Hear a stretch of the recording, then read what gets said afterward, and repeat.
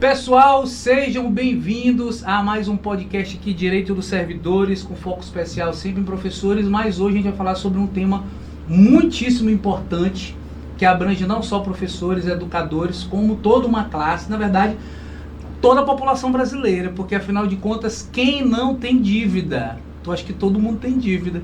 E aí eu trouxe aqui uma grande especialista na área, a doutora Gil Menezes, vou chamar de Gil, Juliana Menezes, mas eu acabei de brincar aqui com ela, que toda Juliana ou Juliana é Gil. Então, doutora Gil Menezes, seja bem-vinda. Muito obrigada. Todo mundo me chama de Gil, ninguém me chama de Juliana.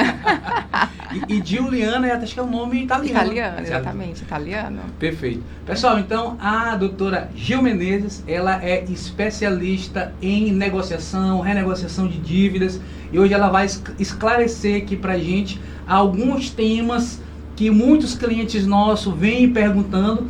Claro, na medida do possível, a gente vem tirando essas dúvidas. Nós temos um e-book, que é o e-book Elimine Suas Dívidas. A gente vai deixar aqui no vídeo, na descrição do vídeo, esse link.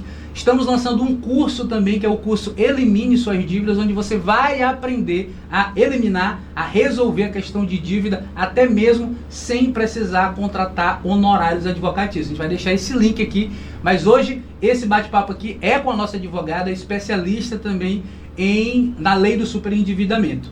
Doutora, antes da gente entrar no tema, eu queria que a senhora contasse um pouquinho da sua trajetória. A senhora é advogada, a senhora me falou que a senhora trabalhou na Defensoria Pública, justamente com renegociação de dívidas. Conta um pouquinho pra gente.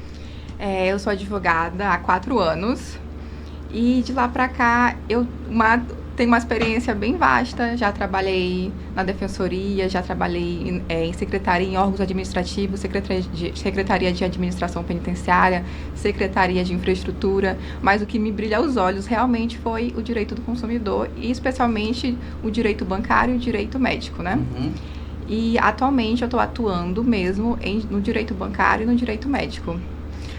Até porque, doutora, eu acho que é uma forma muito grande de ajudar as pessoas, no sentido de muitas pessoas endividadas no Brasil.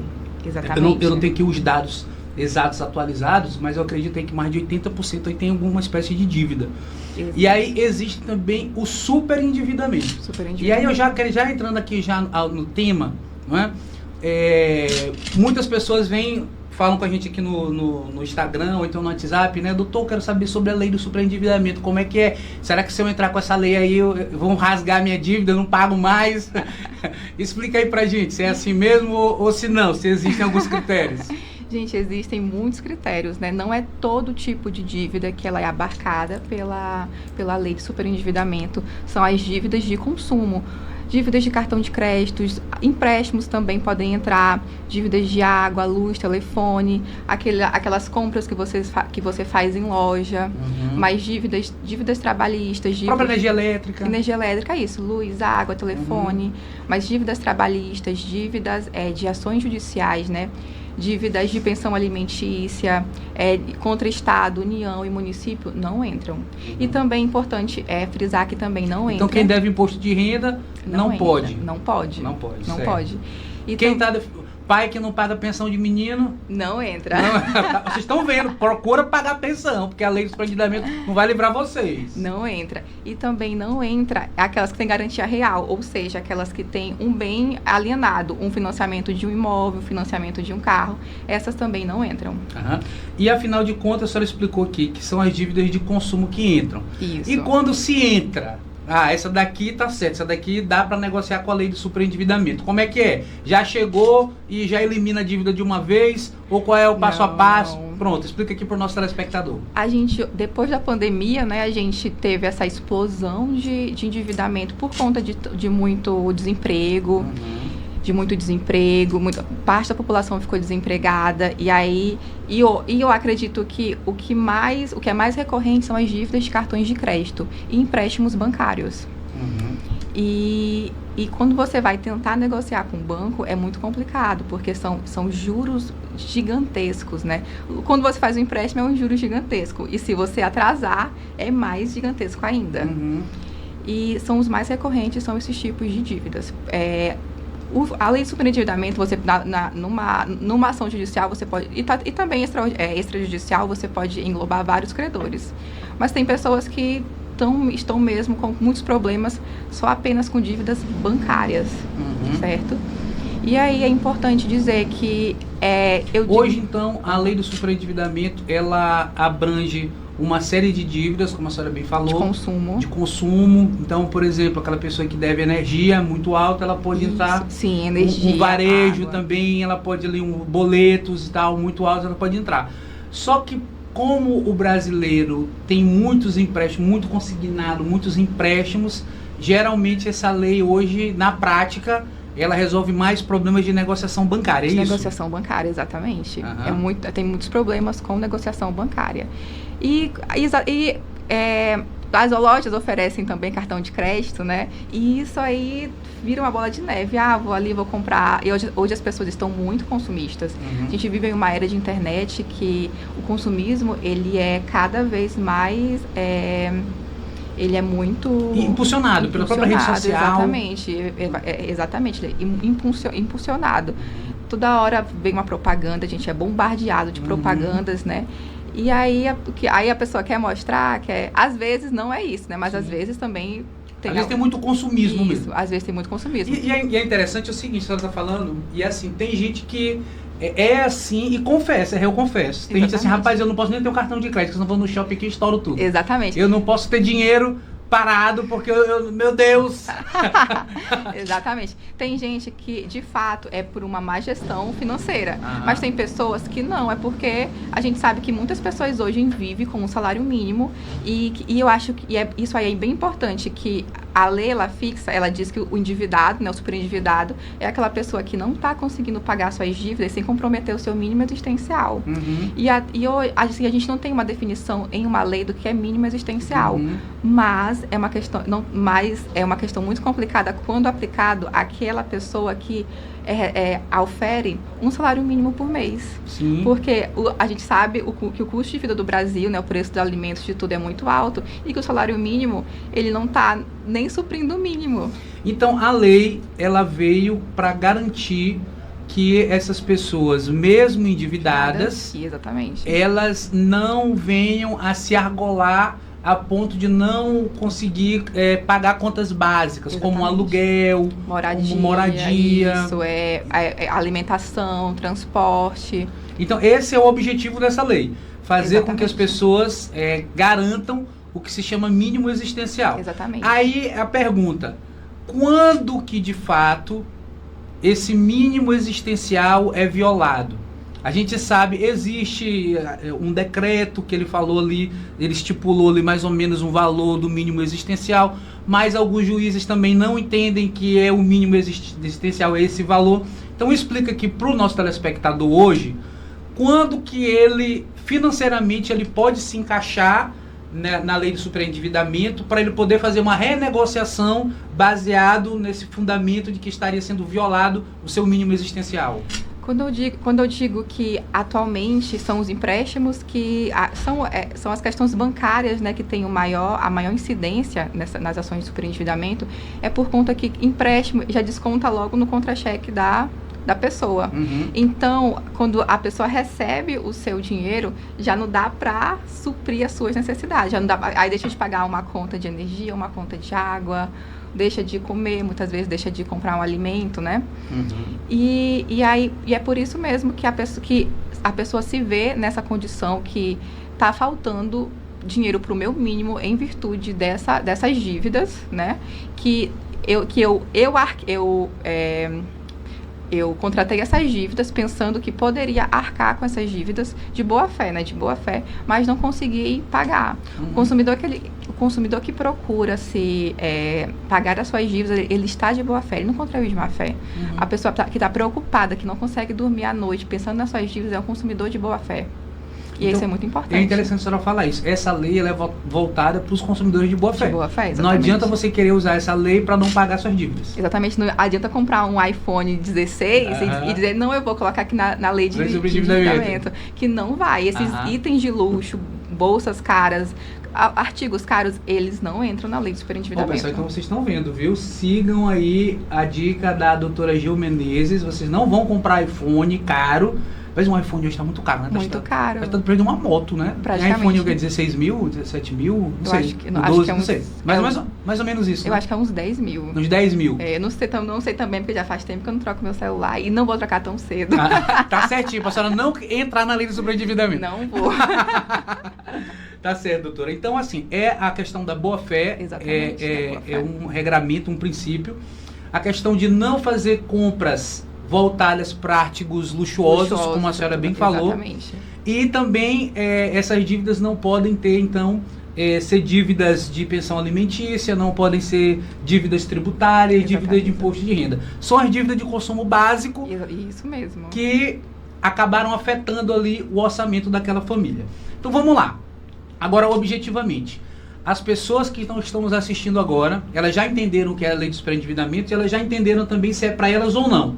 No caso do nosso telespectador aqui, entender o que é para ela a lei. E aí o que ela deve fazer? Qual o primeiro passo que ela deve tomar? Ela procura um advogado, ela procura informações na internet, ela procura a Defensoria Pública, ela procura o PROCON. Qual é o primeiro passo que ela deve tomar? Certo.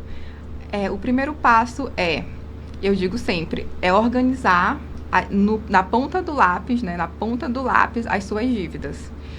Luz, internet, você pode também, no site do Banco Central, você pode baixar um extrato com a sua conta Gov, que seja prata ou ouro, né? Baixar um extrato que tem todas as suas dívidas bancárias. A gente vai deixar, inclusive, pessoal, aqui, tá? Aqui na descrição do vídeo, o link, tá? Do registrato lá do Banco Central, para vocês poderem identificar certinho e poder acessar o site corretamente. Isso. Aí no registrato tem a descrição das suas dívidas, financiamentos, empréstimos, o valor, a origem da dívida, quanto que falta para pagar, né? Os juros, isso é muito importante, verificar os juros.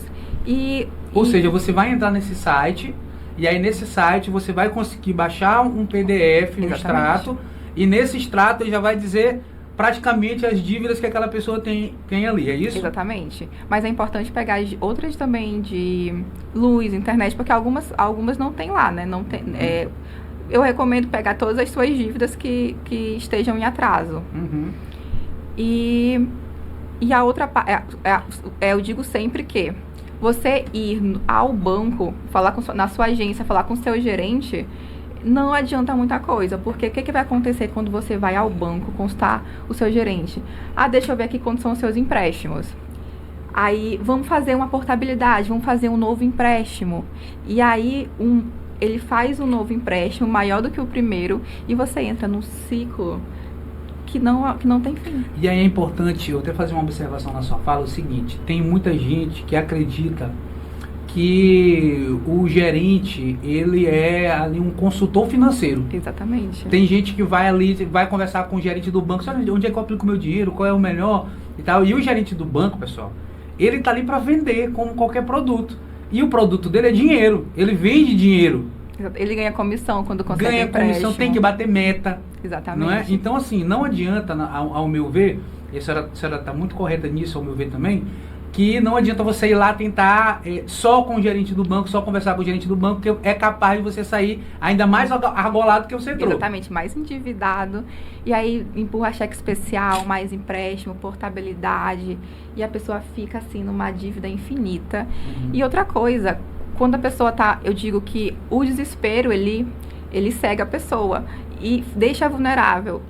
O atendente do banco, seu gerente, é um funcionário do banco. Ou seja, ele ele não é seu amigo que vai fazer o que é melhor para você. Ele vai fazer o que é melhor para a instituição receber o seu crédito. Sim, sim. Não o que é o melhor para o devedor para a condição de devedor, vai fazer o que é melhor para a instituição receber o seu crédito. Eu tenho algumas empresas também, né? E aí eu gosto demais das meninas lá do banco. Nossa senhora, essas meninas são gente boa demais. Elas vêm aqui e conversam e tudo. Eu digo, olha, mas eu sei que o que vocês querem. Vocês querem me vender. E aí, gente, aqui no meu caso, falando pra vocês como empresário, nem como advogado mais, a gente sempre busca, até quando você for fazer um empréstimo, busca as melhores taxas.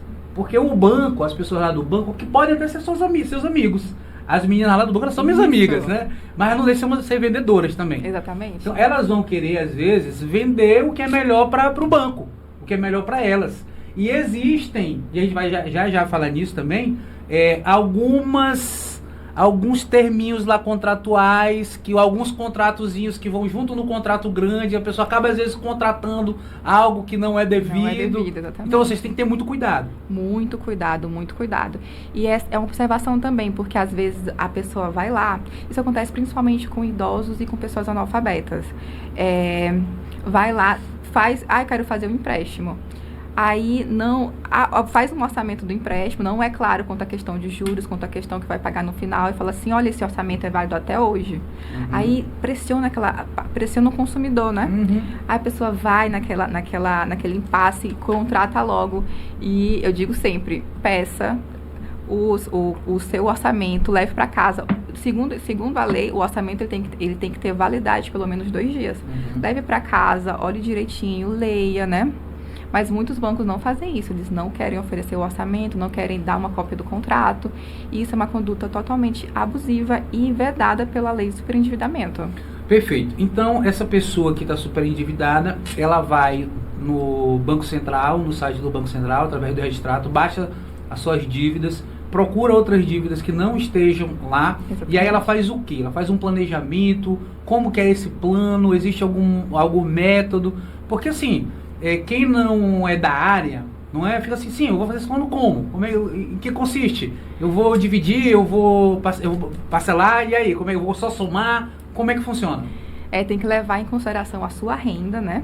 Levar em consideração a sua renda e um percentual, e ver ali um percentual que comprometa da sua renda, que não comprometa o seu mínimo existencial. Eu ganho R$2.000, eu posso pagar dessas dívidas de consumo por mês, sei lá, 300, R$500. Então essa aqui é a minha proposta, né? Uhum. Eu sempre digo que peguem esses documentos e contratem um advogado especializado, alguém que saiba, né? Que não desprezem a ajuda jurídica de alguém, porque pode ser muito válida. Às vezes a pessoa vê um detalhe que você que não tem olhar expert não consegue enxergar. Uhum. Então seria a pessoa pegar ali aquelas dívidas dela e aí ela vai somar o valor total da dívida dela. Então, por exemplo, ela está devendo R$100.000 e ela está pagando hoje de prestações, né? Ela deve o Banco do Brasil, ela deve Santander, ela deve Nubank. Então a soma total lá dá R$100.000. Ela está pagando hoje lá de prestação, vamos dizer, R$3.000. Ela paga R$1.000 em cada banco. Não é um exemplo. Aí ela ganha R$3.200 líquido. Ou seja, está sobrando para ela ali só R$200. Então, esse planejamento que a senhora está sugerindo seria ela tentar baixar o valor total da dívida e também ou baixar também as parcelas para poder caber dentro do orçamento dela. Exatamente. Então ela iria fazer uma renegociação para dizer, Banco do Brasil, a partir de agora não posso mais pagar R$1.000, vamos renegociar isso aí, eu vou te pagar R$200. O Nubank é a mesma coisa, eu pagar mais 200. E para o Santander também pagar mais 200. Ou seja, ela ia pagar ali em torno de R$600, né, e ia ficar ali com o resto do salário dela. Seria mais ou menos isso? Isso. E aí existe a pessoa, se ela quiser ela fazer ela mesma, sozinha, a senhora acha que ela consegue fazer? E aí eu já posso entrar até agora no outro assunto, que é, se ela não conseguir fazer isso, ela tem como contar com a ajuda, além de uma assessoria jurídica do advogado, também do PROCON e da Defensoria Pública? Tem. Ela pode fazer uma reclamação no próprio Banco Central, que é muito válida. Tem a plataforma do PROCON, que ela pode fazer a reclamação online e anexar os documentos. E o PROCON vai marcar uma audiência de conciliação para ver se chega em um acordo com o devedor e o credor. Uhum. Aí vai depender, né? Ela pode também... Esse é o caminho PROCON. Caminho PROCON. Caminho PROCON. Caminho PROCON.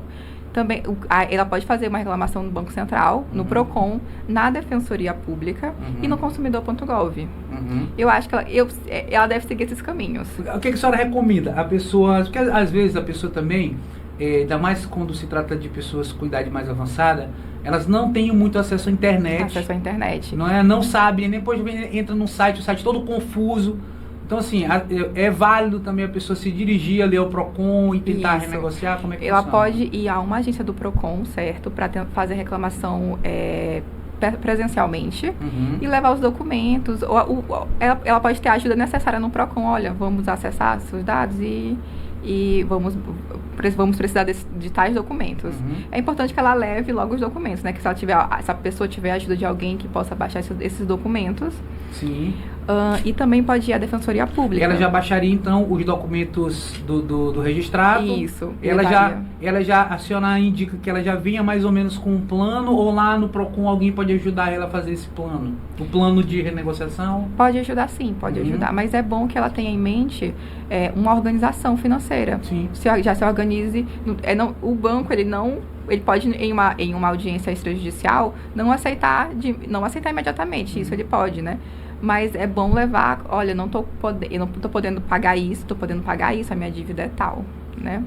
A minha dívida é porque é um juros muito alto, e aí, às vezes, nem nós mesmos temos uma expertise de calcular tudo aquilo. Às vezes é necessário um perito, né? Sim. Quando são muitas dívidas, muitos credores. Mas o caminho é esse, é o PROCON, primeiro as vias extrajudiciais, né? Procurar o caminho extrajudicial, o PROCON, a Defensoria Pública, porque a Defensoria Pública também pode fazer uma audiência com os credores, tentando fazer um acordo, baixar uma taxa de juros, pode verificar. É interessante porque esses órgãos de proteção ao consumidor, eles podem verificar uma irregularidade que você nem sabe que tem. Sim. E isso é muito interessante. Olha, isso aqui é uma cláusula abusiva, então esse contrato pode ser anulado. Às vezes o contrato é anulado porque é abusivo. Doutora, eu acho o seguinte, a primeira pergunta que a pessoa deve fazer é o seguinte: ela ganha lá seus R$3.200, ela está pagando R$3.000 de prestação. Então, a primeira pergunta que ela tem que se fazer para ela mesma é assim: rapaz, quais são as minhas despesas? Ela vai calcular. Ela tem aluguel. Isso. Meu aluguel aqui é, sei lá, R$1.000. Aí eu tenho mais aqui uma despesa de educação, por exemplo. Eu tenho mais uma despesa aqui de energia. Eu tenho mais isso. Despesas dela que ela não tem para onde ela fugir. Aí vamos supor que dessa soma aqui deu R$2.500. Então ali vai sobrar R$600 para ela pagar, essas de R$600, R$700, para ela pagar essa dívida dela. E aí dentro desse universo ali dos R$700 que ela já supriu a necessidade básica dela, é que ela vai pensar, ela vai chegar lá no PROCON, seria mais ou menos isso? Isso, exatamente. Ela vai chegar lá no PROCON dizendo assim: PROCON, eu ganho isso aqui, esses 3 e pouco, as minhas despesas são essa, e a minha dívida é aquela, e agora eu quero diminuir. Seria mais ou menos com essas palavras que a pessoa poderia chegar lá no PROCON? Isso mesmo, exatamente. É bom ir de forma organizada. Até porque quando você se organiza, é melhor de ver um caminho. Quando a pessoa está desorganizada, ela fica confusa, ela fica sem saber o que fazer. Aí depois, muitas vezes, é por isso que se endivida. E aí fica sem saber o que fazer. Então, organiza, eu devo isso, eu ganho isso. O superendividamento acontece muito com idosos, às vezes não sobra nada de dinheiro, né? Nada de dinheiro. E é importante reclamar no PROCON. E aí o seguinte, tem muita gente que tem um mito que diz assim: eu não vou reclamar porque não dá em nada. E aí eu pergunto para a senhora: será que se ela for lá no PROCON realmente não vai dar em nada ou dá em alguma coisa? Isso aí depende muito da empresa, da empresa, né, do credor, do credor. Depende muito do tipo de dívida, do total, do valor da dívida e da proposta. Às vezes... Antes, eu só queria que a senhora dissesse o seguinte: a gente tá no passo da pessoa ir no PROCON. Aí tá lá no PROCON, o PROCON vai fazer, ele vai chamar Isso, uma audiência. Isso, explica pra gente. Exatamente, vão marcar uma audiência, certo? E nessa audiência vão ver se chega em um pacto para repactuação dessas dívidas. E aí, se não tiver frutos, essa audiência não tiver frutos, não for positiva, a gente pode considerar a pessoa ou procurar um advogado ou ir à Defensoria Pública e entrar com uma ação judicial, ajuizar uma ação judicial. E é importante já fazer esse procedimento no PROCON para... É um caminho, exatamente. Isso, e também para quando for judicializar, já mostrar até que a pessoa teve uma boa fé, tentou renegociar via PROCON. E aí eu lhe pergunto também, essas empresas, quando elas são chamadas via PROCON, elas são obrigadas a ir, a pelo menos comparecer, ou elas já são obrigadas a tentar algum tipo de renegociação? Como é que funciona? Elas não são obrigadas, a gente conta mesmo com a boa fé dessas empresas. Elas não são obrigadas. Nem também na judicial, o juiz pode interpretar, né, que elas estão criando um obstáculo para a renegociação e fazer um plano compulsório. Isso. Mas no extrajudicial, na audiência do PROCON, elas não têm essa obrigação. Conta mesmo com a boa fé do credor e do consumidor. Perfeito. E aí eu pergunto para a senhora, a gente estava falando agora há pouco, até em off aqui, né, da questão do problema, que as dívidas são muito grandes e tudo. E a senhora estava até falando, oi Júnior, realmente depende do momento em que a pessoa for negociar, porque a depender do momento, os bancos às vezes nem se interessam em fazer essa negociação. Exatamente. E aí eu pergunto para a senhora, qual seria, na sua experiência, o melhor momento dessas pessoas buscarem uma negociação? As dívidas que têm 90 dias de atraso costumam ter menor desconto. E as que têm 6 anos, 1 ano de atraso, elas costumam ter maior desconto. Por quê? Porque o banco ele já registra uma possível perda. Então ele quer receber. E aí é mais fácil fazer o acordo quando a dívida está mais antiga. É o tal do provisionamento bancário, né? Exatamente. Pronto. Pode continuar. Aí ele já calcula a perda porque ele já perde a esperança de receber aquela dívida, né? De receber aquela dívida. Então, essas dívidas ela tem um maior índice de desconto. Às vezes 80%, 90% de desconto. É engraçado que eu tenho um amigo piadista que ele diz que dívida antiga você não paga. E dívida nova você deixa ficar antiga para não pagar também. E isso daí cabe bem aí na questão do banco, né? O banco ele entende isso, ele entende que dívida antiga as pessoas não pagam. E aí, como a dívida tá antiga, ele diz assim, rapaz, isso aqui tá muito antigo, esse cara não vai me pagar mais. É melhor negociar. É melhor negociar, porque eles já pensam, não vão me pagar, já conta como perdas, né? Já contabiliza ali as perdas e não vão me pagar. É por isso que, às vezes você oferece, não, eu vou te pagar à vista um valor tal, você aceita? É muito provável de aceitar. Às vezes tem uma reserva para pagar, é melhor do que parcelar em 1 milhão de vezes. Era isso que eu lhe perguntar também. Seria se a pessoa tiver condição de pagar, tá endividado, né? Mas às vezes a pessoa consegue levantar um capital de alguma maneira. Isso é até importante, a que a senhora estava falando agora há pouco, a questão mesmo da educação financeira. Então, às vezes a pessoa ali tem um carro encostado, às vezes tem ali alguma coisa que ela pode se livrar, que ela pode levantar ali um capital para poder, né? Às vezes tem um terreno, tem alguma coisa que ela pode estar vendendo para poder. A senhora acha que compensa a pessoa fazer uma quitação, dar logo um valor alto para se livrar dessas dívidas? Ou na sua experiência, o que a senhora acha? Se tiver um valor, né, que não vai lhe ferir o mínimo existencial, né? Para dar a essa dívida, para cobrir essa dívida, o desconto é maior do que quem parcela por muito tempo. Porque é melhor diminuir. Eu sempre digo que é melhor tentar pagar o montante do que parcelar. Parcelar do que parcelar muito, de muitas vezes. Às vezes você acha que é um valor baixo, mas você oferece ao banco e ele aceita. Porque ele já está contando aquelas perdas ali do provisionamento, né? Perfeito. Pessoal, a gente está falando aqui com a doutora Gil Menezes, que é advogada, que é especialista em renegociação bancária. Inclusive, ela estava me dizendo aqui que ela tem uma expertise para renegociar financiamento de carro que estão em busca de apreensão. Até brinquei com ela, não, isso aqui a gente tem que fazer outro podcast só para isso, porque tem muita gente que está nessa mesma situação. E aí eu só queria lembrar para vocês que aqui nós temos o patrocínio do Hotel Pousada Farol da Praia, JF Studio Hotel, Vila Calhau Hotel e que ninguém é de ferro para quem gosta de amar o Búzios Motel ali no Calhau. E as outras pousadas todas são aqui em São Luís do Maranhão. A gente tem deixado aqui para vocês um cupomzinho de desconto. Vocês vão chegar lá, vão dizer, olha, eu assisto aqui o podcast do Dr. Júnior Figueiredo, tá aqui esse cupomzinho de desconto. Pode falar meu nome lá, que eu acho que as pessoas me conhecem lá. Pode falar, não se preocupem com isso não, tá bom? E podem dar esse cupomzinho de desconto lá. E para você, meu amigo, que é professor, certo? Que está assistindo a gente, que está com esse problema de dívida também, vocês sabem que nada melhor do que você receber um dinheiro que você não esperava. E nós aqui do nosso escritório, pessoal, a gente tem ajudado muita gente, muito professor, muito servidor público, professores, médicos, enfermeiros, que trabalham em 2 locais, ou seja, tem 2 empregos simultaneamente, concomitantemente, e que o INSS acabou descontando valores a mais daquelas pessoas. Ou seja, a soma ali do contra-cheque delas ultrapassou o teto. E aí aqui no nosso escritório a gente tem ajudado esse pessoal a recuperar esses valores. São valores significativos que podem passar aí às vezes de 20, 30 até 60 mil reais.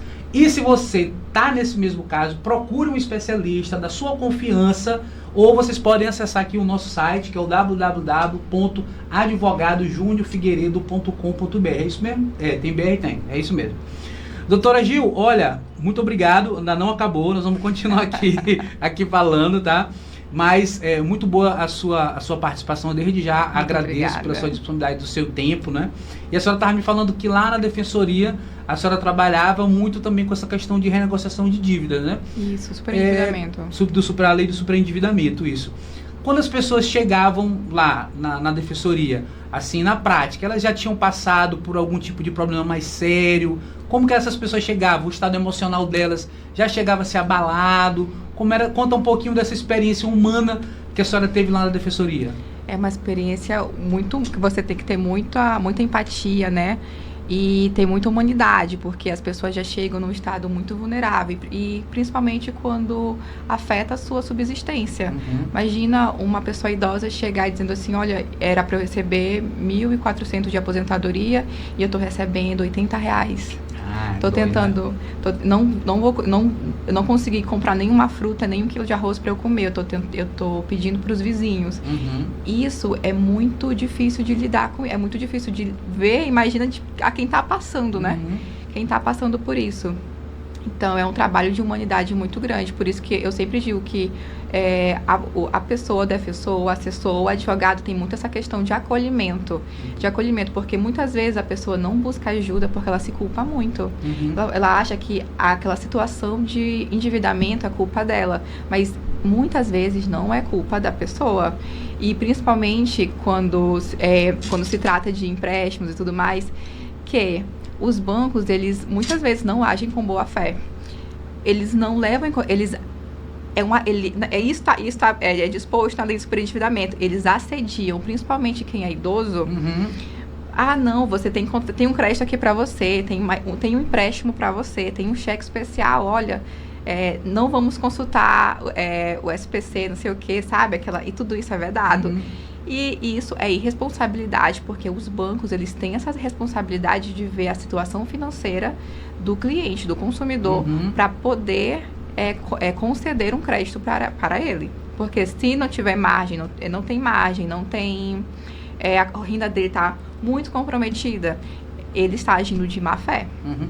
E é o seguinte, a senhora tocou no ponto gancho, eu nem ia tratar desse assunto agora, mas como a senhora tocou no ponto gancho, eu já vou entrar, depois a gente volta aqui para o passo a passo lá no PROCON e na Defensoria Pública. A gente parou aqui, só para lembrar, a gente parou na renegociação, né? Isso. Então eles vão chamar, o PROCON, a Defensoria vai chamar e lá vai fazer uma renegociação. A gente vai já voltar para esse assunto, a senhora vai explicar para a gente como que a pessoa tem que se portar nessa audiência, como que ela vai tentar fazer essa renegociação. Viu, pessoal? Só um pouquinho, mas a gente vai falar aqui de um assunto muito importante, que são os empréstimos ilegais e as fraudes. Que a senhora citou que às vezes o banco ele vai lá e tenta empurrar um empréstimo de qualquer maneira e às vezes comete até ilegalidades nesse empréstimo. Às vezes ele vende ali um cartão de crédito como se fosse um empréstimo. Então você às vezes vocês pegaram um empréstimo, vocês pegaram um empréstimo, né, na cabeça de vocês ali um empréstimo, e aí fica ali se descontando ali do salário de vocês meses e meses e meses e meses, e parece que essa parcela nunca acaba. Conte-nos o que acontece nesse caso. Por que essas parcelas não acabam? Certo. Agora pegando o gancho, né? É um assunto puxando outro, né? E por isso que eu digo que o consumidor, muitas vezes, ele não é o responsável por esse superendividamento. É tanto que quando a gente anda por aqui por São Luís, empréstimo de não sei quanto, você vai... É um assédio muito grande Sim. de empréstimos, né? E aí a pessoa... Feirão. Um feirão de empréstimos. Como que a pessoa acredita em tanta facilidade, assim, né? É muita facilidade para contratar um empréstimo. E tem muito golpe também. Muito golpe. Uhum. E o que eu quero dizer, enquanto advogada, enquanto pessoa, é que pessoas boas existem, mas não é aos montes assim. Quando a pessoa é muito boa e quer mostrar ser muito boa, pode ter certeza que tem alguma coisa de muito errado naquilo. Eu costumo dizer até, doutora, o seguinte, que empreender num assalto a banco para os bandidos não vale mais a pena. Não vale, para eles vale a pena às vezes eles se juntar ao banco e aplicar um golpe em alguém. Porque o golpe, ele não pega em arma, ele não corre risco de vida, ele não tem ali que matar ninguém, e a pena para um golpe é muito menor do que um assalto a banco, do que um latrocínio, do que algo nesse sentido. E o golpe, ele é altamente escalável. Ele é escalável, hoje com a internet ele é escalável. Uma pessoa aqui que está... Inclusive eu estava conversando aqui com uma pessoa aqui semana passada, que ela estava me dizendo que ela recebeu um golpe de uma pessoa que mora nos Estados Unidos. Ou seja, a pessoa está nos Estados Unidos, está aplicando golpe aqui no Brasil. Fazendo passa-raiva aqui no Brasil, né? Então, por que o cara hoje vai pegar em arma e assaltar um banco? Não. É verdade. Não é? Hoje são empresas especialistas em golpes, empresas que treinam golpistas. Isso é muito recorrente, Além de você ter que lidar, né, com a falta de informação, com a má fé de pessoas do banco, você tem que lidar com possíveis golpistas também, às vezes dentro ou fora da empresa, né? E aí a pessoa caiu num golpe. Primeiro, antes dela cair no golpe, como que ela identifica que ela caiu num golpe? Dependendo do golpe, né? Hoje é tanto golpe, é uma engenharia gigantesca de pilantragem, de golpe, que depende muito do golpe. Eu já vi consumidores que verificaram, é porque meu salário estava vindo menor e eu verifiquei um empréstimo que eu não contratei. Depois nós solicitamos ao banco a documentação usada para solicitar aquele empréstimo. E aí era uma grafia num documento diferente, era uma foto diferente, ou seja, manipularam os documentos daquela consumidora. Ou seja, ela realmente nunca... Esse é um tipo em que a pessoa nunca pediu um empréstimo, mas saiu um empréstimo no nome dela. No nome dela, exatamente. Certo. São várias modalidades de golpe. E nesse caso aqui, como é que a pessoa tem que agir? Eu nunca pedi um empréstimo, mas fizeram um empréstimo no meu nome. Verificou, não foi você? Eu digo, não, eu digo sempre que o primeiro passo não é nem contatar o banco. Faz um boletim de ocorrência. Faça um boletim de ocorrência e depois vá ao banco. Certo? Solicite, não quero saber quais foram os documentos usados. Se eles não quiserem mostrar quais foram os documentos usados, pede apoio do PROCON, as novas plataformas, né?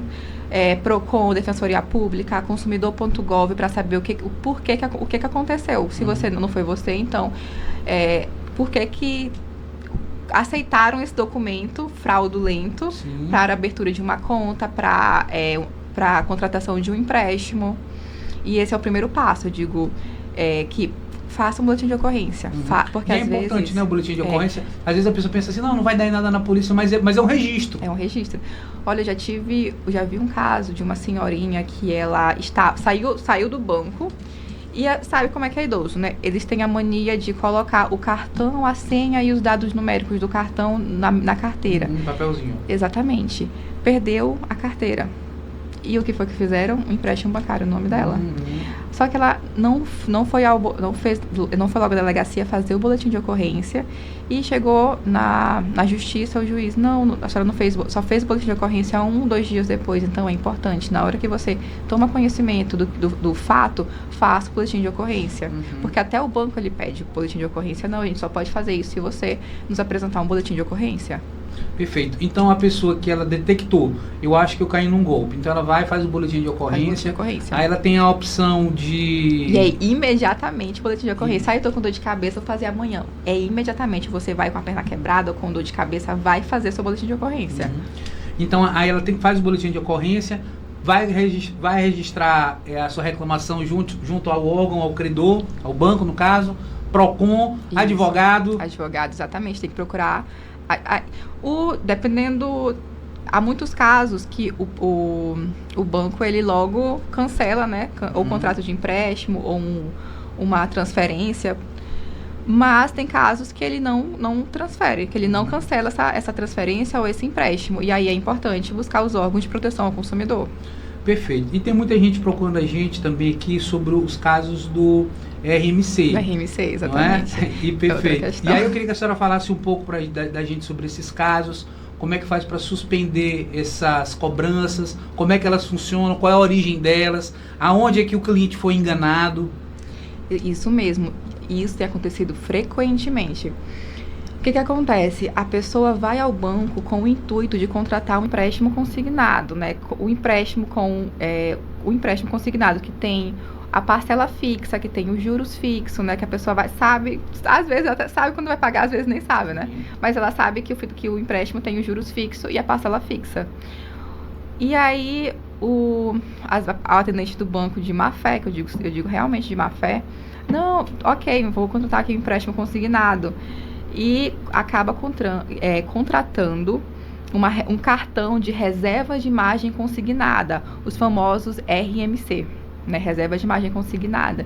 E isso é uma perda muito grande para o consumidor. Por quê? Por causa que é uma dívida que vai crescendo, porque depende de muitas variáveis. Eles não têm uma parcela fixa, eles não têm juros fixos, e nem o próprio banco sabe dizer quando que aquilo vai terminar, sabe? Eles não sabem determinar, porque depende de muitas variáveis. Aí, muitas vezes, a pessoa chega o cartão de crédito para a pessoa, né? A pessoa nem sabe. Às vezes nem chega. Às vezes nem chega. A pessoa, não, mas não, você usa cartão de crédito. Não chegou para mim. Aí o banco alega, mas você sacou. Às vezes, se a pessoa pegar o cartão e sacar, aí o banco já, não, você não viu para isso. Você pegou o cartão e fez um saque. Às vezes ele nem manda, às vezes ele manda por um telesaque mesmo, né? E aí, tem, se você não contratou, se você queria contratar um empréstimo consignado, você não recebeu o cartão, você não fez o uso desse cartão, você não queria usar o cartão de crédito, esse cartão consignado, eu não digo nem que esse cartão consignado tem a possibilidade de fazer uma ação, né? Para reversão, para conversão desse RMC para empréstimo consignado. E hoje essa indústria de RMC é gigantesca. Eu acho que os funcionários do banco devem ganhar alguma comissão para... Eu nunca vi ninguém dizendo assim, eu vou ao banco para contratar uma reserva de imagem consignada. Porque é muito variável, dependendo da margem da pessoa, e vai ficar pagando um valor mínimo que não acaba nunca. Então, verifique nos seus contra-cheques, nos seus extratos, se lá tem alguma coisa. Tem até um código, né? Eu não sei se eu não tenho de cabeça aqui, acho que é 301 que aparece no contra-cheque, ou é 200 e alguma coisa, se eu não me engano. Tem um códigozinho mas é isso que mesmo aparece também no contra-cheque. A gente vai deixar aqui, pessoal, aqui para vocês aqui na descrição do vídeo. Se você verificar esse código no contra-cheque de vocês, você já fica de ouvido em pé, justamente porque pode ser que tenha alguma coisa errada.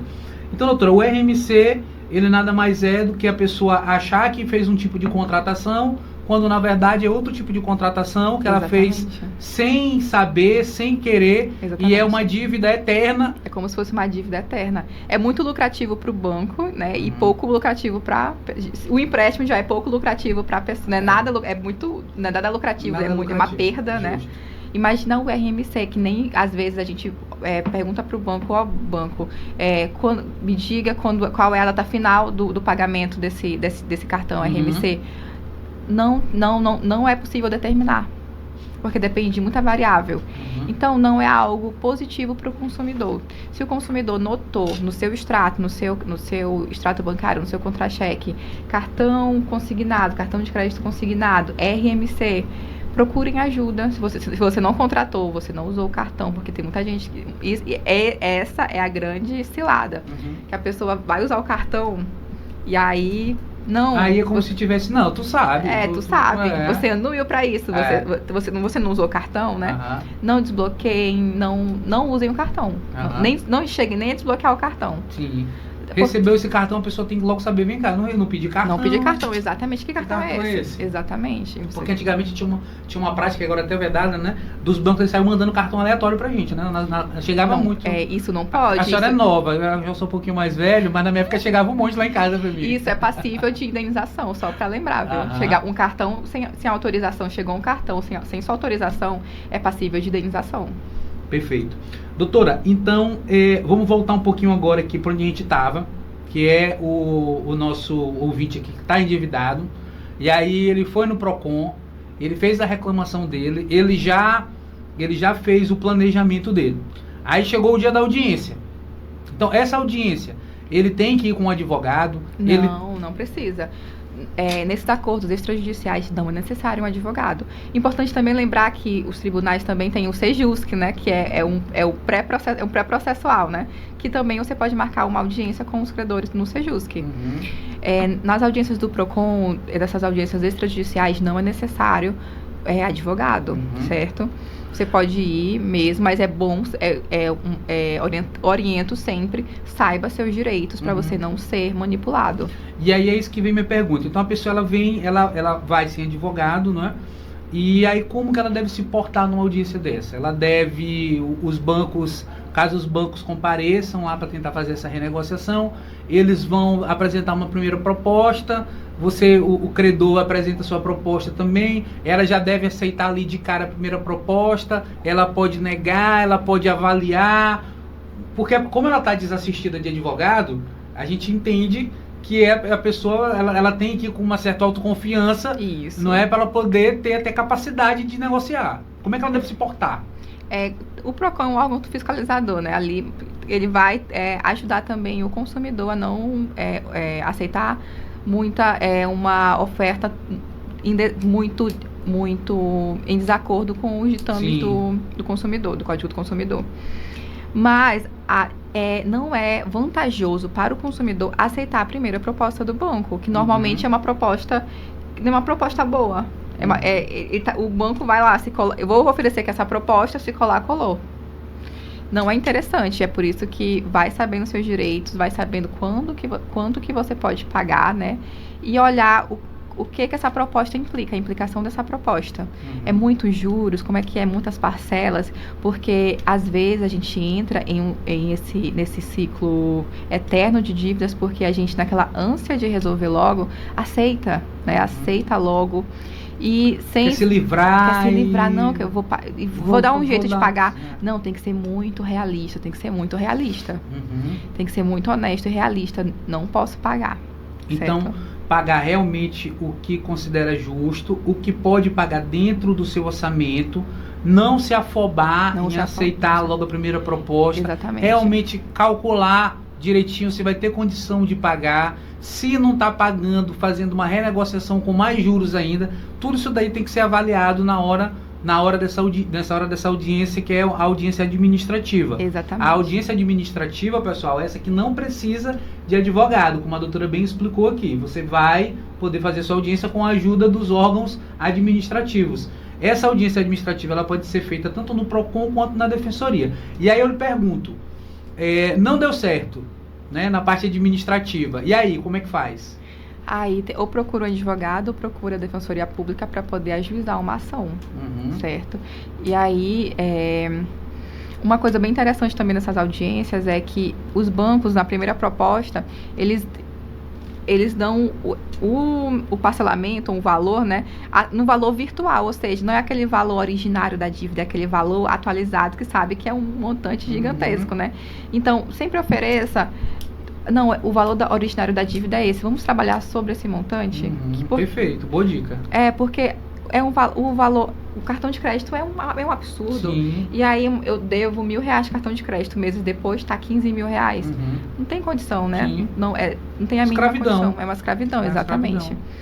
Então, não conseguiu, seja honesto, seja claro, seja sincero, não conseguiu fazer a renegociação extrajudicial, infelizmente é o caminho judicial.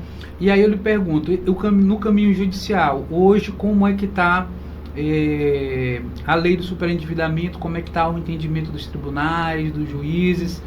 as pessoas sempre perguntam, doutor, isso é uma ação que demora, como é que é? Porque por quem está com dívida... A gente costuma pedir a liminar, né?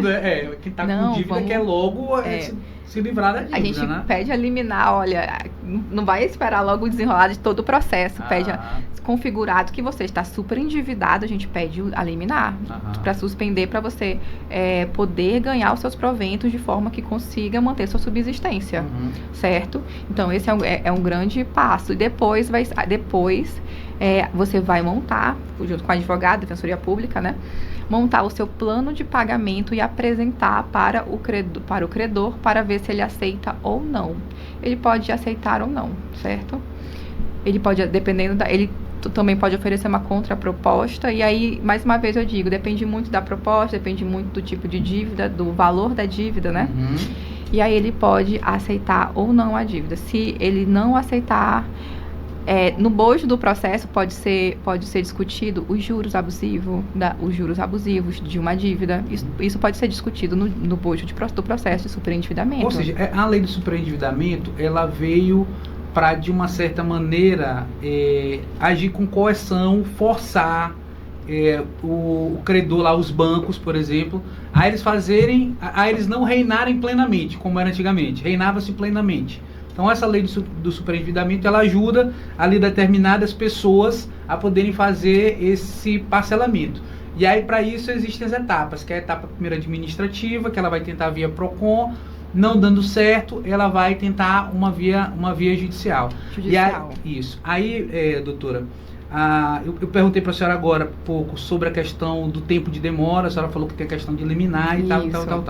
Mas, na prática, o que o nosso telespectador aqui quer saber é o seguinte: na prática, essa lei, a senhora pode dizer que é uma lei que pegou no Brasil? Essa lei pegou. Porque no Brasil tem isso, né? Tem lei que pega, tem lei que não pega. Eu acho que ainda não pegou, entendeu? Ela é uma lei de 2021, né? Então ainda não pegou. Não pegou. A gente ainda está caminhando, exatamente. O que eu digo, quem procura mesmo são aqueles consumidores que querem pagar, que não estão dormindo à noite. Sim. Certo? E aí o que acontece? No judicial tem a audiência, né? Tem audiência de conciliação, apresentam um plano de pagamento, e aí fica ao critério, o credor pode aceitar ou não, e pode também oferecer uma contraproposta. E aí tem que ser muito realista nesse plano de pagamento. Eu costumo fazer como o nome do credor, o valor originário da dívida, a quantidade de parcelas pagas, a quantidade de parcelas faltantes, os juros, que a gente vê assim, juros às vezes de 30% ao ano, né, juros absurdos, o valor atualizado da dívida, tudo isso é muito importante no plano de pagamento da dívida. E junto com a comprovação do seu mínimo existencial, do valor que você precisa para suprir as suas necessidades básicas, né?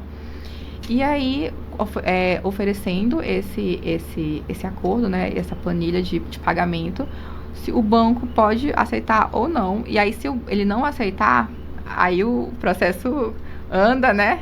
E voltar concluído, e pode haver, a gente pode pedir a nomeação de um perito para verificar os juros desse contrato e como seria, e haver também um plano compulsório, um plano de pagamento compulsório determinado pelo juiz. Perfeito. Explica pra gente o que é esse plano. Certo. Aí vai ser nomeado um perito, né?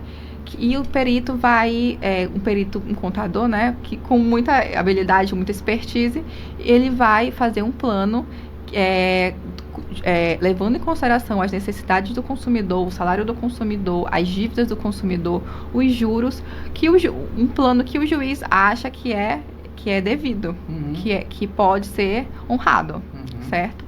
E aí não tem essa do banco aceitar ou não, é esse plano e pronto. Sim, perfeito. Certo? Então a senhora está explicando pra gente que nesse caso aí, o juiz vai determinar que um plano... Isso, determinar um plano. E aí nesse caso o banco ou o credor lá, qualquer que seja, ele não vai poder fugir desse plano, ele vai ter que aceitar esse plano. Nesse caso, já tentamos acordo, já foi no PROCON, já teve audiência para liminar, já teve tudo, não aceitaram. E aí, através da lei do superendividamento, o juiz pode dizer, não senhor, agora a partir de agora você vai receber desse jeito aqui. Isso, exatamente. É isso. Exatamente. Outra coisa bem importante também é que depois da sentença, o pagamento ele pode começar em até 180 dias depois da sentença, o pagamento desse plano. Ou seja, 6 meses, né, para o consumidor se organizar. Perfeito. E esse plano também, ele pode ser pago em 60 meses, ou seja, 5 anos. Eu tenho muita dívida, eu tenho 5 anos para pagar esse tanto de dívidas. 60 meses. Perfeito. Pessoal, a gente está conversando aqui com a doutora Gil Menezes, que é especialista em renegociação bancária. E aí, a gente estava conversando aqui em off, pessoal, da dificuldade de se executar essa lei, porque tem uma coisa muito óbvia. Qual é? A gente sabe, a Defensoria Pública ela é altamente especializada, tem profissionais excelentes, mas no Brasil o que acontece? A demanda é muito alta e nem sempre a Defensoria consegue realmente reter toda essa demanda, né? A mesma coisa às vezes acontece no PROCON. E aí a pessoa precisa de um advogado. Só que, pessoal, o advogado ele é um serviço privado. Você tem que pagar honorários para o advogado. E aí eu estou até perguntando, doutora, como a pessoa que está endividada, ela tem que pagar o advogado, então... Por esse motivo, que ao meu ver, a doutora concordou comigo, às vezes a lei do superendividamento também ela não pegou ainda, porque a pessoa tem que pagar. E quem está endividado, obviamente, tem dificuldade de fazer esse pagamento. E foi por isso, pensando nisso, que a gente pensou em criar aqui um infoproduto para você que está com essa lei, que está com o endividamento, quer usar a lei do superendividamento, não tem como resolver via administrativa e prefere não tem como resolver no PROCON, às vezes não tem como resolver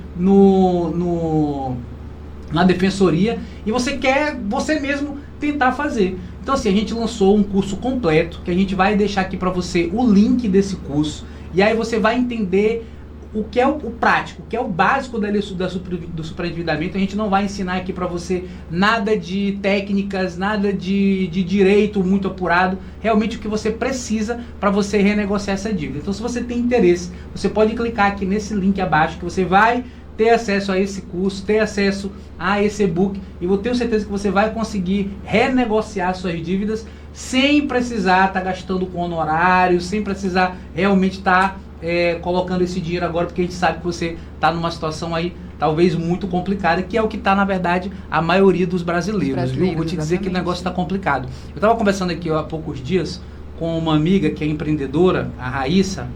Ela é dona da Trans, que é representante da Trans, de cabelo, né? Toda mulher sabe, né? Toda mulher sabe qual é. E aí ela é distribuidora aqui no Maranhão e no Piauí. E aí eu estava conversando aqui no podcast, né? Que assim, o empréstimo ele é bom, mas você tem que saber o que você vai fazer com esse empréstimo. O empréstimo ele é bom às vezes quando você vai empreender, quando você vai investir em alguma coisa, quando você vai ter um retorno, com ele. E quando o empréstimo é feito em boas condições, né? Não se aproveitando ali de fragilidades das pessoas para poderem estar fazendo esse empréstimo, né? Então por isso que eu digo, todo mundo está endividado, né? Mas aí tem aquela dívida que é a dívida que é do bem, e tem a dívida que é do mal. E é justamente essa dívida do mal, né, doutora, que essa lei do superendividamento ela vem combater. Exatamente. E aí eu queria que a senhora deixasse para o nosso telespectador, a gente está chegando aqui à reta final do nosso programa, já está acabando, já até estourou um pouquinho o tempo, está chegando à reta final. Eu queria que a senhora deixasse aqui para a gente qual é o contato, se alguém quiser conversar com a senhora, saber mais informações sobre a lei do superendividamento, como é que faz para acessar, explica aí um pouquinho para a gente. Posso deixar meu telefone, que é o 0989-8832-3366. E por meio das minhas redes sociais. Pode repetir, por favor. 0989... 98 DDD. Isso, 98 DDD. 98832-3366. 3366. E você pode também procurar nas redes sociais. Pode falar. Nas minhas redes sociais, certo? Juliana Menezes. Gil Menezes, né? É por isso que eu chamo a doutora Gil. Gil Menezes. Vou deixar aqui na descrição do vídeo, pra me procurar e para sanar suas dúvidas, certo? Que é importante, nunca desprezem a ajuda de um advogado. Às vezes o problema piora porque a pessoa, às vezes, olha, eu já vi muita gente, eu vou entrar numa ação, no juizado, não preciso de advogado. Mas muita gente precisa de uma orientação jurídica. Com certeza. Muita gente precisa de uma orientação jurídica. Aí deixa de anexar um documento que era essencial à propositura da ação, que ia provar o seu direito, e aí o que acontece? Perde. Por isso, não dispensem a ajuda de um advogado, seja para qualquer demanda. E o advogado também tem que ser muito realista, né? Tem que ser muito honesto. Porque, por exemplo, essas questões de empréstimos de RMC, empréstimo consignado fraudulento, né? Tem que ter uma expertise, porque quem tem um olhar mais apurado vai saber onde ir, onde tocar, as provas, vai saber que provas pedir para perseguir aquele direito. E aí a pessoa, advogado tal, por isso que procure um advogado atuante na área, um advogado especialista, exatamente. Gente, isso aí, rapaz, pra mim hoje isso é muito óbvio, porque assim, olha, quem é que tá com problema no coração e vai no médico de pé? Exatamente. Eu já não vi, é? Exatamente. Isso. Nossa, aí, ó, hoje em dia, os médicos, eles não são especialistas, ou o médico, ele não atende outra área que não seja especialista hoje, tá? Assim, é assim. Já passou o tempo do médicozão, aquele do interior, que ele sabia tudo. Já passou o tempo. Né? Hoje cada um na sua área. A mesma coisa é na área do direito da advocacia. Não adianta pessoa ir atrás de um advogado que, por mais técnica que ele tem, ele não consegue abarcar tudo. Tudo do direito? Gente, não dá. Não dá. Cada pessoa tem que ter os seus nichos de atuação. Às vezes abarca direito civil, direito do consumidor abarca mais de um, né? Mas tem que ser honesto. Essa demanda não é do meu conhecimento. Eu não pego demanda criminal. Sim. Quando chega uma pessoa, eu quero, me ajuda. A senhora pega criminal? Não pego criminal. Eu não pego criminal. Dificilmente também eu pego tributário. Até porque, doutor, acho que ia ser um péssimo advogado criminal, porque eu dá vontade de mandar deixar o delegado deixar preso. Ó, doutor, eu ia chegar lá, deixa ele de mais uma semana de cadeira esse rapaz aí que ele... Eu gosto de consumidor, gosto de direito civil, desde a faculdade, esse é o meu ponto forte, né? Mas demandas que fogem do que eu posso fazer, eu não pego. Sim. Olha, eu posso te indicar um profissional muito bacana, um profissional especialista, mas eu já vi pessoas assim que procuraram recentemente eu vi uma pessoa que era de uma demanda de busca e apreensão, que a gente não pode falar, mas a causa dessa pessoa era um termo bem coloquial, era a causa mais do que ganha. Provavelmente ela vai ganhar a causa, mas ela vai deixar de ganhar acho que uns 10, 15 mil. Agora, como a senhora tocou no assunto, a gente prometeu até de fazer outro podcast sobre isso, mas como a senhora tocou no assunto, vamos deixar aqui o nosso cliente aqui só com um petiscozinho. Conta pra gente um pouco como é que essa... Porque tem tudo a ver. Quem tá endividado também, provavelmente atrasa a prestação de carro, não é? Tem problema de busca e apreensão.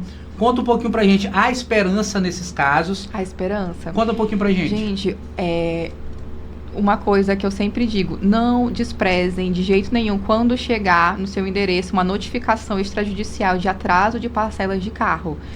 Aquela notificação é a prova e é o pontapé inicial para a instituição financeira, o credor, entrar com uma demanda, uma ação de busca e apreensão. O que acontece? A demanda de busca e apreensão é uma ação de rito próprio. E mas eu só devo minha parcela é R$700, eu só devo 2 parcelas. Mas se recebeu aquela notificação, não procurou negociar com o banco, não procurou resolver, né, de nenhuma forma, o banco ele pode imediatamente entrar com uma ação de busca e apreensão, e todas aquelas parcelas que iam vencer, elas se tornam vencidas. E aí, o que isso quer dizer na prática? Faltava 30 mil reais para quitar o carro. Aí você deixou atrasar 2, o banco você só devia 2, o banco ingressou com uma ação de busca e apreensão, se ele ingressou, agora você deve os 30 mil reais. Então, ou seja, todas as parcelas vão ser antecipadas. Isso. E você vai ficar, em vez de ficar devendo só 2 parcelas, você vai ficar devendo 50. Isso, mas assim, há casos e casos, né? É necessário que ele mande a notificação para o seu endereço, certo? E que você coloque o seu endereço certinho no contrato de financiamento bancário, da alienação fiduciária, quando vai comprar o carro. E outra coisa... Mas quando é que o devedor ele consegue fazer uma renegociação boa não é? Quando que o advogado entra nessa renegociação? Como é que funciona hoje lá os casos lá no seu escritório? Certo. Recebeu notificação extrajudicial, entre em contato com o banco. Se você também pode olhar assim, olha, eu não consigo, os juros é gigantesco, eu tô pagando assim o dobro do carro, o dobro do valor do carro. A gente pode ver, porque há casos e casos, há muitas questões que elas invalidam a busca e a apreensão, elas fazem que elas não sejam legítimas, certo? Perfeito. Que elas anulam a busca e a apreensão. Então é importante essa consulta para a gente ver o que está acontecendo. Porque eu já tive clientes que, olha, eu paguei, eles ingressaram com a ação de busca e apreensão, mas eles negociaram aqui para mim e eu paguei os 3 boletos que faltavam. E apreenderam meu carro. Não é legítimo essa busca e apreensão. Não, e é assim para vender o carro. Então não é legítimo. Então há casos e casos, a gente vai ver cada caso. Não é algo assim, é isso e pronto. Não é uma receita de bolo, né? Tem casos que os juros abusivos, ele obsta a busca e apreensão, né? Um acordo com o banco, às vezes o banco vai oferecer um acordo, não sabe nem que o carro está em busca e apreensão. Aí o consumidor paga, mas mesmo assim o carro é apreendido. Isso é totalmente ilegal. Então você tem que ver um advogado, tem que contratar um advogado, né? Consulta com o advogado para ver se tem alguma ilegalidade naquela busca e apreensão. Eu já peguei também a questão que foi, essa me trouxe uma grande dor de cabeça, e por isso que eu digo que a indústria do golpe, ela é gigante. Eu peguei uma ação em que o banco entrou com busca e apreensão porque o devedor não pagou o carro. O que aconteceu com ele? Não vou dizer nem o devedor, porque ele não estava nem devendo. Ele acessou a plataforma, o canal de atendimento virtual do banco, e foi redirecionado para o WhatsApp. E ele queria quitar o carro dele. E lá eles emitiram um boleto, né, muito verossímil, muito semelhante, né? Aos olhos, e ele pagou. O boleto era fraudulento. Nossa, está acontecendo muito. Né? Acontecendo muito. Era um boleto fraudulento, um boleto de um valor exorbitante. E aí o banco entrou com uma ação de busca e apreensão, porque não deu baixo no boleto. E aí continuou cobrando depois de 1 mês, 2 meses, que ele foi saber que o boleto era fraudulento. Porque realmente esses golpistas, eles estão com uma expertise uma técnica muito grande, né? Muito grande. Eu não sei se já aconteceu com a senhora de alguém tentar aplicar um golpe na senhora? Já. Particularmente, assim, no telefone, já? Já. Rapaz, o nível de conhecimento que eles têm, a maneira como eles falam, como eles se comportam. E são muito insistentes. É por isso que eu digo que tem empresas mesmo que eles treinam pessoas, empresas grandes, que eles treinam pessoas para cometerem golpe. E mais com a internet, né? Com a internet é muito mais fácil roubar dados bancários. Eu recebi um telefonema, olha, uma compra não reconhecida no seu cartão de crédito, final tal, o seu nome é esse, o CPF é esse e tudo mais.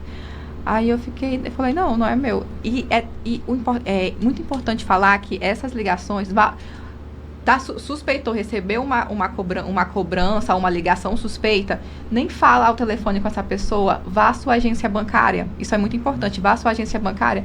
Eu nem negociei, eu não falei nem nada, só desliguei o telefone e fui à minha agência bancária. E lá do trajeto que eu saí do trabalho, a minha agência bancária já tinham desativado o meu aplicativo, por causa que estavam tentando invadir o meu aplicativo do banco. E eles gravam a voz da pessoa, às vezes é técnica para gravar a voz da pessoa com inteligência artificial e tudo mais, né? Então, nem negocie nada por telefone. Eu tô suspeitando disso aqui, há uma compra não reconhecida, procure sua agência bancária. A senhora sabe uma coisa que acontece muito, que os golpistas gostam de falar, que eu acho que bota pânico lá nas pessoas, né, nas vítimas, é dizer que vai cancelar o CPF. Isso, o CPF. Se o CPF vai ser cancelado, você tem que... Todos os dias eu recebo e-mail, gov.com, importante, gov.com, Receita Federal, Detran, todos os dias eu recebo e-mail. Não cliquem em links, não cliquem em... Às vezes aparece até YouTube, olha, ganha R$400, é só clicar nisso aqui, assistir isso aqui. Aquilo ali é uma engenharia digital para roubo de dados. As pessoas acham, não, que a pessoa vai pegar e dar dinheiro assim pra uma pessoa de graça. Não vai, gente. Isso. Não existe isso. Por isso, não desconfie de bonzinhos, né? Não existe isso. Aí rouba os dados. Tem acesso aos dados bancários, tem acesso. Às vezes contrata empréstimo, não precisa nem sair de sua casa. A pessoa vai lá, invade seu celular, o sistema do celular, e contrata o empréstimo, faz as transferências. Por isso que não clique em links suspeitos, não dê informações pelo telefone. Por isso Desconfie de desconfie tudo, de né? tudo, Assim, exatamente. o pessoal tá falando de, vai cancelar o CPF. Pessoal, não existe cancelamento de CPF por dia. O cancelamento de CPF é como diz aquele apresentador lá, é quando você morre. Quando você morre, Quando você exatamente. morre, seu CPF é cancelado. Então, se tu tem dupla filiação, entendeu? Então, ninguém vai cancelar um CPF por dívida. Não? Então, a pessoa tem que ter cuidado, desconfiar realmente, né? Aqui mesmo, outro dia apareceu aqui, e a minha estagiária tava dizendo, não, doutor, isso é verdadeiro mesmo. Eu digo, não é. Não há cancelamento de CPF por dívida. Esse site aqui, dessa pessoa aqui, provavelmente é um site clonado. Aí ela me mostrou os áudios, a estagiária aqui, né? Os áudios do golpista que mandou pra nossa cliente, né? Aí o áudio assim, rapaz... Desconfie de tudo, porque até nas buscas nas ações de busca e apreensão, há pessoas que roubam dados e olha, vem negociar aqui e tudo mais e oferecem um negócio que não existe, né? Então, é desconfiar de tudo. Eu pego muitas ações que tem um fulano lá dentro da agência bancária, deixa eu ajudar você e tudo mais. Às vezes coloca até um sprayzinho, deixa a pessoa tonta para não ver nada. São muitas pessoas golpistas. Tem que se precaver mesmo, desconfiar de tudo. Principalmente quem oferece muita vantagem, né? Sim. Quando a esmola é muito, santo desconfia. Exatamente. Né? Quando oferece muita vantagem, desconfie. Você é jovem, já falei aqui 2 vezes, né? Não estou me sentindo velho. Mas eu gostava muito de assistir o Pica-Pau. E aí no Pica-Pau tinha lá o Zeca Urubu. Que ele ia vender um carro pro Pica-Pau, o carro todo quebrado. Aí quando o Pica-Pau entrava, era só a placa, o carro caía, né? E aí nesses episódios, o Zeca Urubu era altamente gente boa, conversador, tal, colocava a mão aqui no ombro do Pica-Pau. Então, ou seja, esse é o típico caso de pessoas que a gente não deve confiar. Exatamente. Conversou demais, botou muita mão no ombro. Peraí, que aqui tem um negócio aqui estranho. Exatamente. Por isso que eu digo, tem um empréstimo aqui pra você, tem um crédito. Isso acontece muito, né, com pessoas idosas, tem um crédito. Desconfie, seja bem desconfiado, né? Sim. Tá com dúvida, leva pra alguém que pode te explicar melhor, que sana suas dúvidas. Mas desconfie. Hoje a gente está vendo aí muitos golpes, né? Empresas de consórcio e tudo mais. Golpes, assim, gigantescos. Então, desconfie, porque realmente a gente vive numa fábrica de golpes. Todo dia é golpe novo. Olha uma que eu peguei um dia desses. É o golpe das flores. Das flores? Das flores. Você recebeu aqui umas flores, seu aniversário, umas flores. Aí a pessoa... Aí vai um motoboy e tudo mais. Deixa eu tirar uma foto da senhora... tudo mais, aí pega aqui o celularzinho, tira, na hora que do celular é para fazer o reconhecimento facial para o empréstimo. Nossa senhora, alta tecnologia. É alta tecnologia, então as pessoas usam muito sua inteligência para o mal. Pro mal, infelizmente, né? Pro bem não usa, mas pro mal. É verdade. É porque os bons se calam. Doutora Gil, muito obrigado pela sua participação. Foi muito bom conversar com a senhora aqui. Tivemos aqui um grande conhecimento. A senhora deu excelentes dicas aqui para o nosso telespectador. Não é? A senhora já deixou aqui o seu contato, mas pode repetir.